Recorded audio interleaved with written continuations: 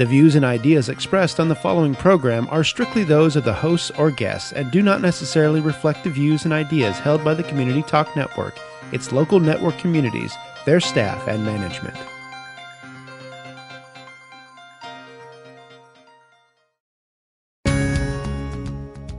Welcome to the Podcast Bio Show. Listen in as our host interviews people who share their personal and business biographies.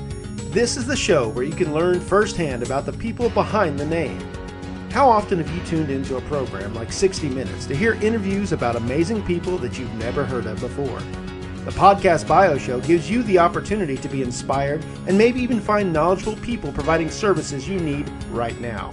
So listen in as we interview our guest on the Podcast Bio Show. Hello, this is Deb Tomorrow with Podcast Bio, bringing you another interesting and inspiring biography today. Today we are talking with Torry Hamilton, who is the local sales manager for WBWB-FM and WHCC-FM in Bloomington, Indiana. That's commonly known as B97 and Hoosier Country 105, right? Correct. Well, welcome, Torry. Great to have you here today. Thanks for having me. So tell us a little bit about what you do as a sales manager. Well, I work with a sales team of 5 individuals, and we generally work locally to create sales opportunities and advertising opportunities for local businesses, sometimes regional businesses as well, but primarily we're focused on the local market.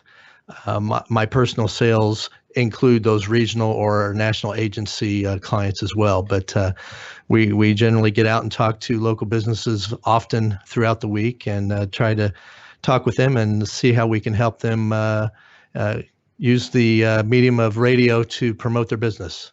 So I'm going to ask you a question that we didn't discuss beforehand. Sure. So hopefully this doesn't, I believe in you. That Okay, bring it on. Radio's changing. I'm sure you've seen that in your career. Sure. Yep. Where is it headed in terms of what you do? You know, radio's currently, it has been for a very long time, currently and in the future will be still a very valuable piece of medium for people to have for their content. Commercial radio, above all, is free to the consumer. It's not going to be going anywhere if it's free to the consumer.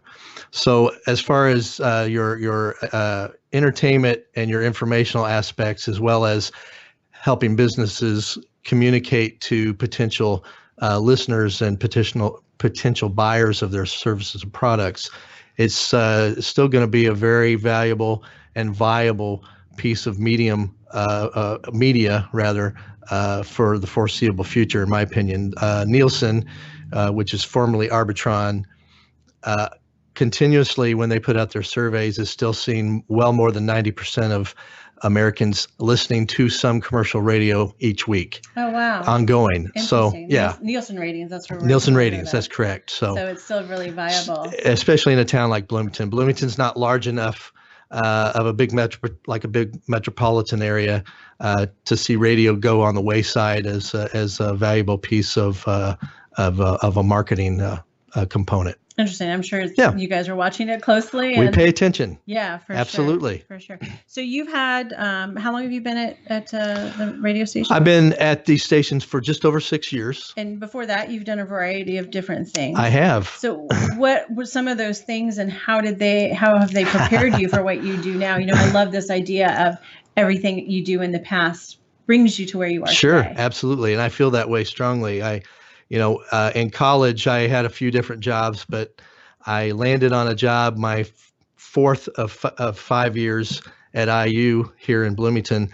I started working at a retail store, a college bookstore, TIS college bookstore, and worked there quite often while I was finishing up my undergrad work, and got an opportunity after graduation to become a retail sales manager and buyer for that company. And I was there 16 years. Oh, wow. Yeah. And I'm hoping, and I think I was an important part of that management group and learned a lot about customer service and sales, at least on the retail side, over that time. I transitioned not long after leaving there into owning my own business. I was an insurance agent with a property and casualty life health company and did that for 7 years. It allowed me the opportunity to own my own business, kind of learn the nuances of how to run a business, and help me understand more how to do sales, in my opinion, the right way, which then led me to this opportunity at the radio station, where I had an opportunity again to meet with local people on an everyday basis and try to help them with their business in a new way. And that's where I am now sales manager. So. And we were talking earlier about how sales is hard. Sales is real hard. So you just made the comment that you learned how to do sales the right way. Right. What does that mean?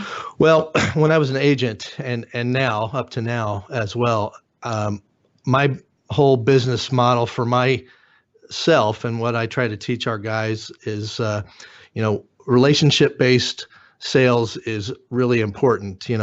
Trying to form and then work on building relationships with people instead of using a lot of traditional sales tactics. I don't do a lot of cold calling. I try to get introductions from people who might know people I'm trying to get in touch with. I generally, when I go into new businesses, my intention sure is ultimately to hope to get a sale, but the first 2 or 3 or 4 times interacting with that business owner or the manager of the business or what have you, I don't go in with the intention of throwing sales packets in front of them, because that's just not the way it should be done. You need to learn more about how their business works, how they tick. And I always felt like, as an agent, and I still believe this now, that once people get to know you, like you, and trust you more, things start to happen more easily. And I found that to be true. So it sounds like you're trying to get to know what their business challenges are so that you can help come up with solutions. Absolutely. Work Find your pain. Well. We want to know what your pain is. And where are you how hurting? can we help How can we help you? What can we do? Here's what our medium works, or how it works. How can you use us, and how can we facilitate that to help you grow your business? Awesome. Yeah. And I know that you help other businesses with a little side gig where you do a little bit of social media, and I know that's not sort of your main thing. It's almost a hobby, and I think you do that more out of passion to help people. That's true. And that's mostly based on social media, right? Right. So tell me, let's talk just a little bit about where you see social media going, and maybe a top tip that you would have for somebody in using social media. Well, social media has become such a prominent piece to not only communication, but it's become a really big piece to what a lot of people feel like they need to have as a part of their marketing outreach. And Facebook is my social media platform of choice. It's the biggest one. I think the last number I saw was more than 1.3 billion people use it each week. Wow. Yeah, it's each week. Yeah, it's pretty large. So that's usually where I focus when I'm talking to some business owners and they ask for, help or tips. That's where we start. I always feel like you have to have a valid Facebook presence, much like you have to have a website that's very optimized so it can be found and seen and used on your Google search, which if you can be found easily and people can find the information and use it on Google, you're doing okay.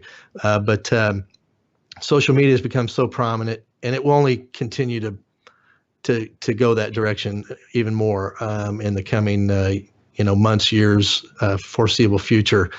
And I think as long as you've got a solid presence on a social platform, you don't have to have one on every platform.